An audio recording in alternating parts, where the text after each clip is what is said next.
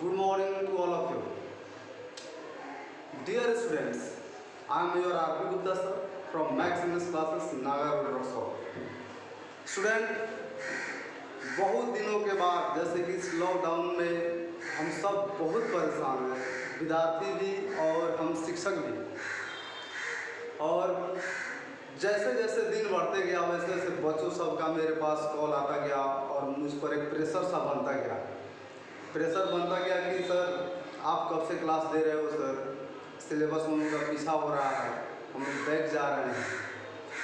तो मुझे भी कहीं ना कहीं लगा कि नहीं, अब बहुत ज़्यादा डिले हो रहा है और अब ज़्यादा डिले करने से आपकी पढ़ाई पर जो है कि इसका असर पड़ेगा। इसलिए अब हम लोग भी वीडियो बनाने जा रहे हैं यूट्यूब के माध्यम से और आप लोगों को क्लास देने जा रहे हैं। इसी वजह में मैं सबसे पहले आप सबों को बता दूँ कि हम लोग तो पढ़ाई शुरू कर ही दिए हैं। इस पढ़ाई को शुरू करने से पहले सबसे ज़्यादा ज़रूरी है हमें अपने सिलेबस को फोकस करना, क्योंकि मैं आपको बता दूं सिलेबस विद्यार्थी के जीवन में सबसे अहम हिस्सा होता है। जब तक आप सिलेबस को नहीं जानोगे, जब तक आप सिलेबस को नहीं समझोगे, तब तक आप अपने पढ़ाई को कम्प्लीटली बहुत अच्छे ढंग से नहीं कर सकते। जैसे कि मैं एक छोटा सा एग्जाम्पल देता हूँ। आप गूगल मैप के बारे में अवश्य सुना होगा। जब गूगल मैप क्या करता है, जब कभी हम जाते हैं कहीं अपने डेस्टिनेशन पर, उस समय होता क्या है कि जब हम रास्ते खो जाते हैं या अपने रास्ते से भटक जाते हैं तो हमें गूगल मैप याद आता है और गूगल मैप की सहायता से हम अपने डेस्टिनेशन तक चले जाते हैं। अर्थात हमें अपने लक्ष्य तक ले जाने में सबसे अहम भूमिका होता है गूगल मैप का। ठीक उसी तरह हमें अपने एग्ज़ाम तक अच्छे ढंग से जाने के लिए और अच्छे ढंग से उसके सिलेबस को पूरी तरह से फोकस करने के लिए हमें सिलेबस को बहुत अच्छे तरह से जानकारी रखना जरूरी है। इसीलिए मैं आप सभी से ये जरूर कहना चाहूँगा कि पढ़ाई जितना आपके क्वेश्चन आंसर जितना जरूरी है, उससे कहीं ज़्यादा जरूरी आपको सिलेबस को फोकस करना है, सिलेबस के बारे में जानकारी रखना जरूरी है। इसलिए ज़रूरी है क्योंकि आपको आइडिया हो जाएगा कि कौन सा क्वेश्चन कितने नंबर का पूछता है, कहाँ से पूछता है, ग्रामर सेक्शन से कितना क्वेश्चन राइज करता है, लिटरेचर से कितना क्वेश्चन राइज करता है, कि कौन सा क्वेश्चन कितने मार्क्स का रहता है, ये जानना बेहद जरूरी है। जिस दिन आप सिलेबस को जान जाओगे, बस मान लो कि आप उस दिन आधे पास हो और आधे तो बस थोड़ा बहुत मेहनत करने से ही हो जाएगा। तो चलिए हम सिलेबस को फोकस करते हैं ज़्यादा समय नहीं लेते हुए। और मैं आपको बता दूं कि सिलेबस को जो है कि आप स्क्रीनशॉट ले लीजिएगा, कॉपी पर मेंशन कर लीजिएगा। मुझे याद है जहाँ तक की बात है कि मैंने जब क्लास शुरू कराया था आप सबों का, मैंने सिलेबस दिया था, लेकिन इस लॉकडाउन में आप लोगों की पढ़ाई जैसे तैसे हुई होगी, इस बात को मैं समझ रहा हूँ। हो सकता है कि बहुत सारे स्टूडेंट्स का सिलेबस भी खो गया हो।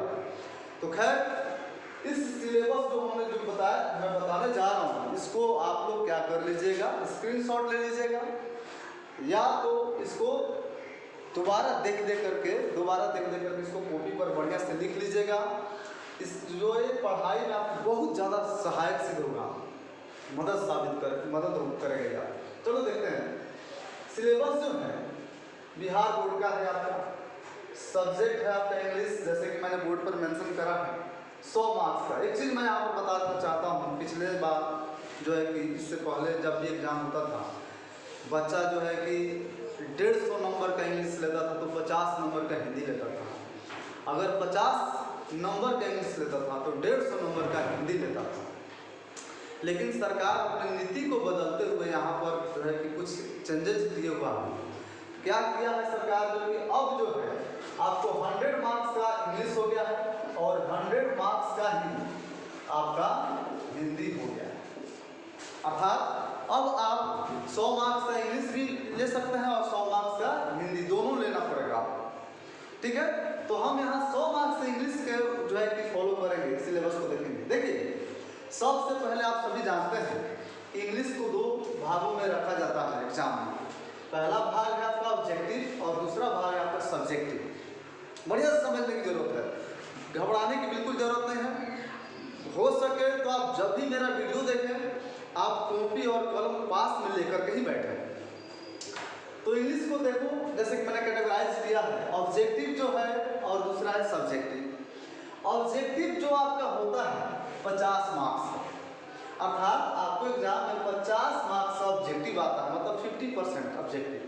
लेकिन यहाँ पर देखिए मैंने 50/60 करा है, यहाँ थोड़ा सा समझने की जरूरत है। यहाँ 50/60 का मतलब यह हुआ कि आपको ऑब्जेक्टिव का 60 क्वेश्चन पूछेगा।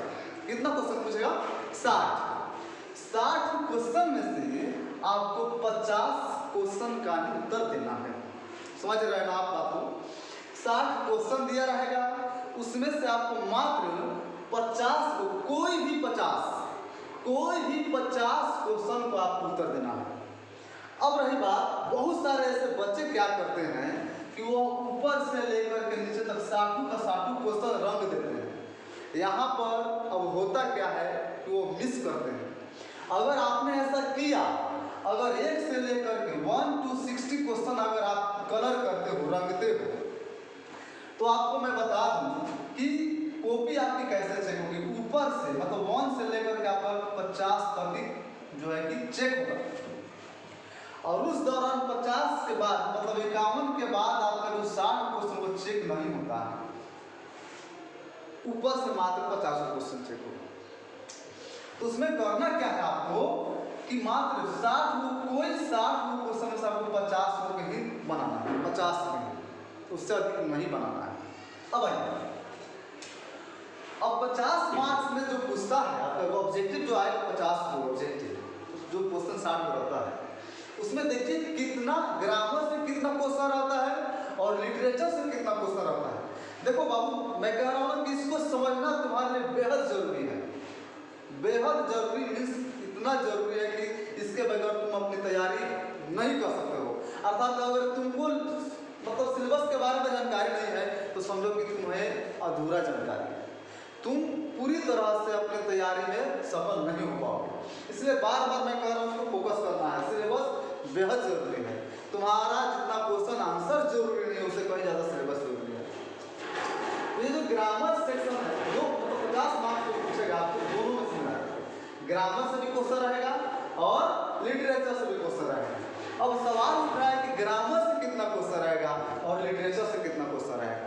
तो देखो, ग्रामर से 30 को क्वेश्चन रहेगा और 6 को क्वेश्चन आपको एक्स्ट्रा दिया रहेगा। मैंने दिया ना 30 + 6, अर्थात 30 को क्वेश्चन ग्रामर का रहेगा। कितना क्वेश्चन एक्स्ट्रा रहेगा जी? 6। अर्थात टोटल क्वेश्चन आपका कितना हो गया? 36 को। अर्थात आपको ग्रामर से 36 क्वेश्चन रहेंगे। कितने क्वेश्चन रहेंगे? 36 क्वेश्चन रहेगा। क्लियर? लिटरेचर से आपका जो रहेगा 20 को क्वेश्चन रहेगा और 4 को क्या रहेगा जी? एक्स्ट्रा रहेगा। समझने की बात मैं ऐसा समझाता हूँ। मैंने कहा 50 मार्क्स का क्वेश्चन आता है, तो 30 और 20 कितना हो गए? 50। 10 को जो एक्स्ट्रा क्वेश्चन रहता है तो 6 को एक्स्ट्रा रहता है ग्रामर से और 4 को एक्स्ट्रा रहता है लिटरेचर से। समझ में आ रहा है?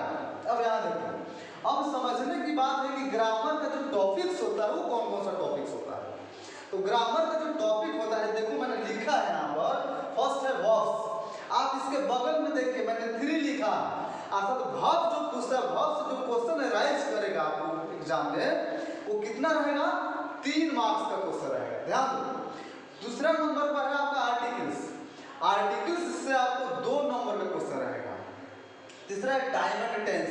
ये बहुत इंपॉर्टेंट है क्योंकि इससे सबसे ज्यादा क्वेश्चन राइज करता है 8 मार्क्स का, इसलिए टाइम एंड टेंस पर फोकस करना है। मैं आगे बताऊंगा आपको क्या करना है। उसके बाद वॉइस से आपका रहता है 2 क्वेश्चन, ठीक है। उसके बाद में रहता है मोडल्स। तो मॉडल वर्ब जो होता है उससे भी आपका 3 क्वेश्चन रहता है। उसके बाद में नरेशन, इसको डायरेक्ट एंड इनडायरेक्ट स्पीच भी कहा जाता है, आपको बुक में मिल सकता है। ये है आपका भी इससे 3 नंबर का क्वेश्चन देता है। उसके बाद में एसवीएम मतलब सब्जेक्ट वर्ब एग्रीमेंट, इससे 2 नंबर का क्वेश्चन राइज करता है। अब ये प्रीपोजिशन, ये जो प्रीपोजिशन है इससे आपका 4 नंबर का क्वेश्चन राइज करता है। उसके बाद में करेक्ट स्पेलिंग। करेक्ट स्पेलिंग मैं आपको समझा रहा हूँ क्या होगा। गलत स्पेलिंग दिया रहता है, उसको सही करके बनाना है। उसमें से आपको 2 को जो है कि चुनकर मतलब देना रहता है, 2 मार्क्स का क्वेश्चन पूछता है।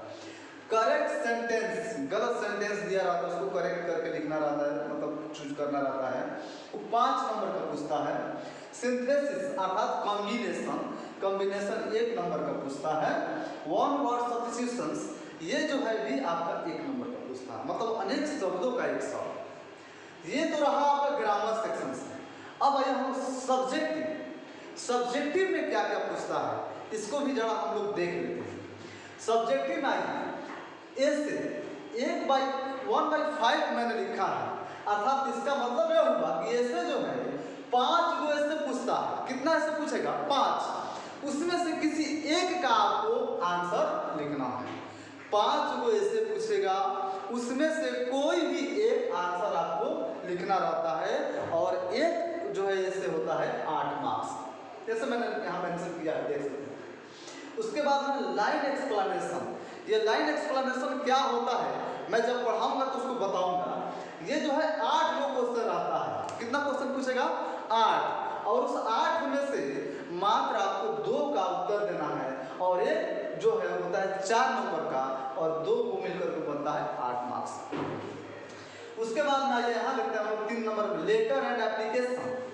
लेटर और एप्लीकेशन जो है कि फॉर्मल और इनफॉर्मल जो होता है मैं इसकी चर्चा करूंगा बाद में। ये भी आपको जो है कि 2 को पूछता है, जिसमें से आपको 1 का उत्तर देना रहता है, और एक उत्तर देने के लिए आपको 5 मार्क्स मिलते हैं। उसके बाद में शॉर्ट क्वेश्चन आंसर। आपको लिटरेचर से जो शॉर्ट क्वेश्चन आंसर आता है वो 10 को क्वेश्चन देगा। कितना क्वेश्चन देता है? 10। उस 10 में से आपको मात्र 5 को क्वेश्चन का आंसर देना है, और एक क्वेश्चन का आपको जो रहता है मार्क्स 2 नंबर का होता है, तो ये कुल मिलकर के हो जाते हैं आपको 10 नंबर। अब यहाँ देखते हैं लॉन्ग क्वेश्चन आंसर। मैं आपको एक चीज बताऊंगा, यहाँ पर मैंने स्टार मार्क्स दिया है, मैं यहाँ नोट में करके बताऊंगा। लॉन्ग क्वेश्चन आंसर जो है 6 को पूछता है, और 6 को में से मात्र आपको 3 को का उत्तर देना रहता है, और एक क्वेश्चन रहता है आपको 5 मार्क्स का, तो 3 को का मिलाकर होगा आपको 15 मार्क्स। अब ये पैसेज, इसको जरा ढंग से समझने की बात है। पैसेज जो है और प्रेसिज है, प्रेसिज का मतलब होता है संक्षेपण। ये आपको 2 को पूछता है, और 2 को में से 1 का उत्तर देना रहता है, एक होता है 4 नंबर। देखो मैं बताता हूँ, ये प्रेसिज होता है संक्षेपण।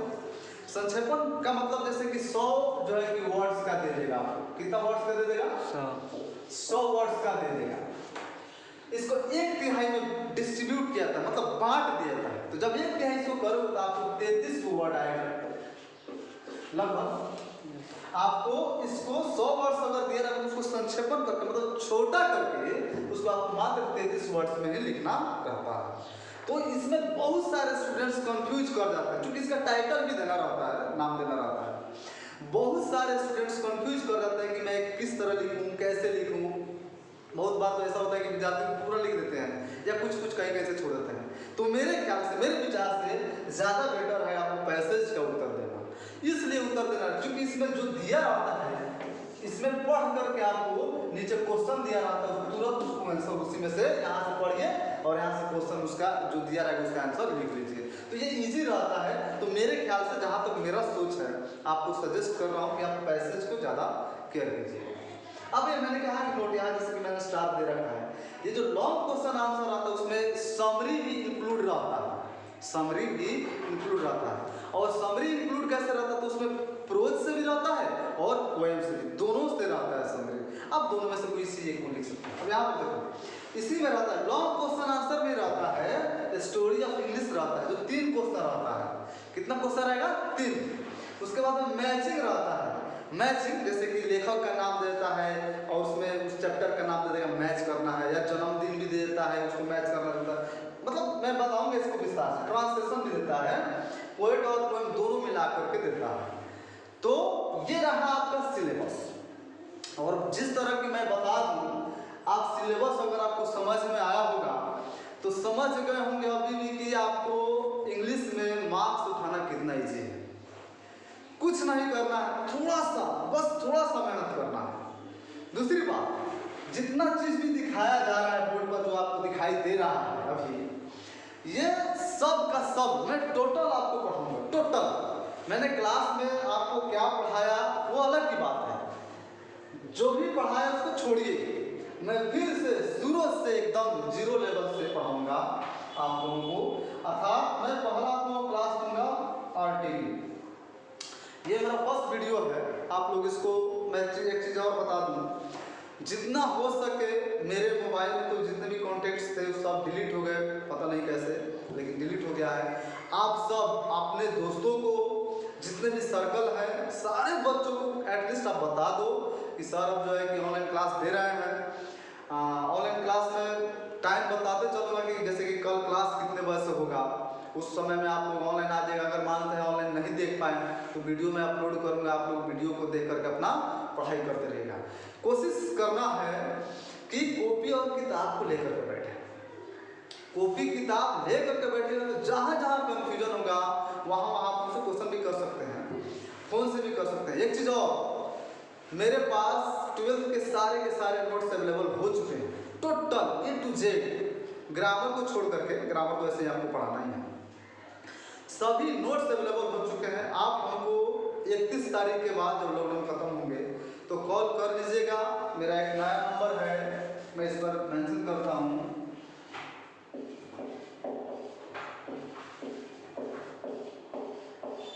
ठीक है। इसको मैं अब इसी को जो है कि चालू कर रखा हूँ, वो मेरा बंद है अभी। आप इस पर हमको कांटेक्ट कर सकते हो, कब आना है नोट्स के लिए, कितने बजे आना है, बाकी आप मुझसे कॉल करके बात कर लीजिएगा, ठीक है। मैं बताऊंगा कि आपको कब आना है। Total notes A to Z आपको, मैंने कहा कि A to Z नोट्स आपको दे दिया जाएगा। आप बिल्कुल ही चिंता नहीं कीजिए, नोट्स तो मिल ही जाएंगे।